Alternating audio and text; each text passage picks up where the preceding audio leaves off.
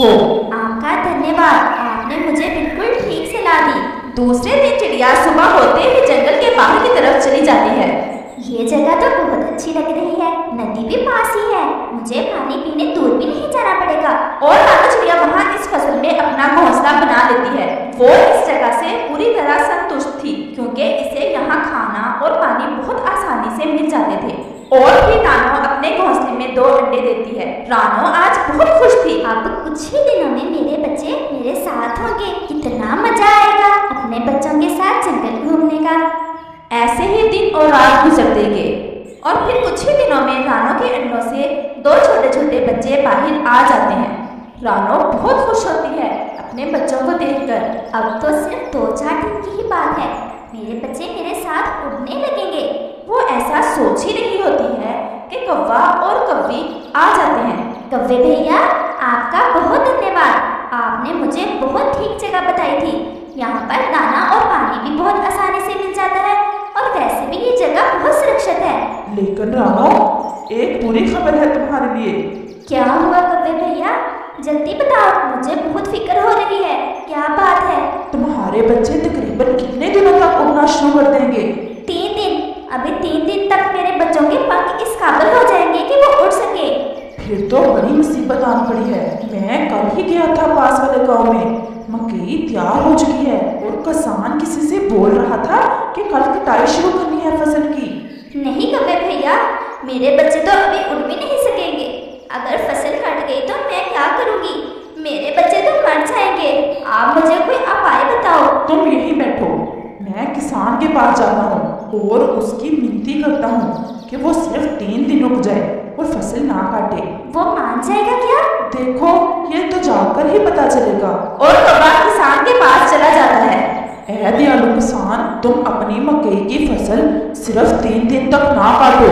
वहाँ पर एक परदेशी चिड़िया के बच्चे हैं, वो 3 दिन तक उड़ने लायक हो जाएंगे। फिर 3 दिन बाद तो मकई को काट लेना। हम इंसान इन पक्षियों के लिए अपने फैसले नहीं बदल सकते। जाओ अपना काम करो। कौवा कहेगा, हम वो फसल आज दोपहर को ही काटने वाले हैं। और कौवा निराश होकर वापस चला जाता है। क्या बना, क्या मान गया किसान?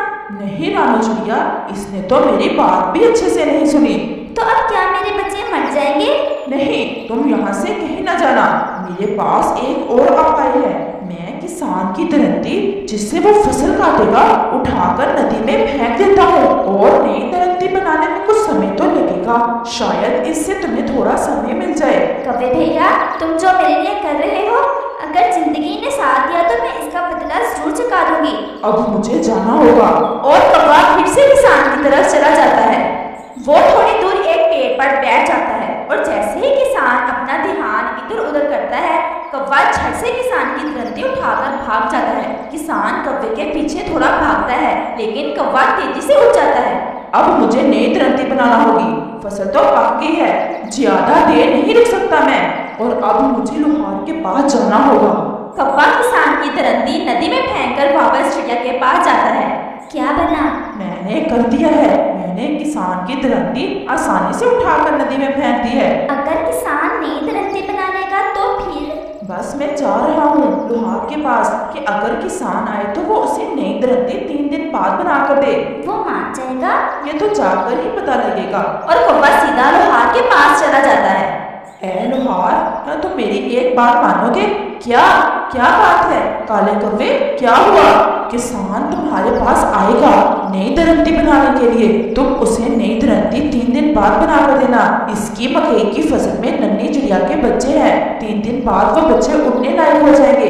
मैं तुम्हारी मिनती करता हूँ, हम इंसान बैठे हैं पैसा कमाने के लिए। ऐसा हो नहीं सकता कि मैं अपना गाहक एक कौवे की खातिर गुस्से करूं। भागो यहाँ से। और कौवा परेशान होकर वहां से चला जाता है। चिड़िया का मैंने तो भला ही सोचा था, मैंने ही सलाह दी थी इसे मकई में अंडे देने की। अब क्या करना होगा, क्या करूं अब? हाँ, मैं आग के पास जाता हूँ, इसे कहता हूँ कि अगर लोहार तुम्हें जलाए तो तुम 3 दिन तक ना जलना, ऐसे वो दरंती नहीं बना पाएगा। और कौवा सीधा आग के पास जाता है। सुंदर लाल रंग वाली आग, ऐसा कहते हुए कौवा आग को सारी बात बताता है। तुम ठीक कह रहे हो, मैं ऐसा जरूर करती, लेकिन मुझे तो जलना ही पड़ेगा। ऐसा हो सकता है कि किसान तो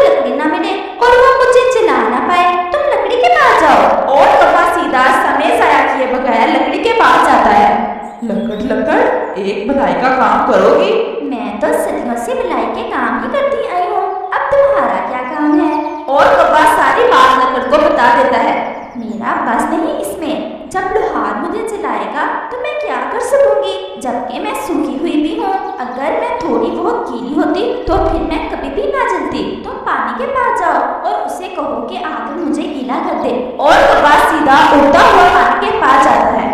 इस दुनिया में सारा जीवन तुम ही के कारण है। बस एक छोटा सा काम कर दो, बदले में मैं सारी गंदगी जो इंसानों ने तुम्हारे अंदर फेंक रखी है अपनी चोंच से उठाकर दूर फेंक दूंगा।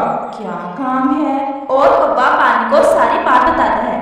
अगर तुम मुझे सच में साफ कर दोगे तो मैं लकड़ी को गीला कर देता हूँ। मैं तुम्हें जरूर साफ करूंगा। और पानी कुछ ही देर में लकड़ी को गीला कर देता है।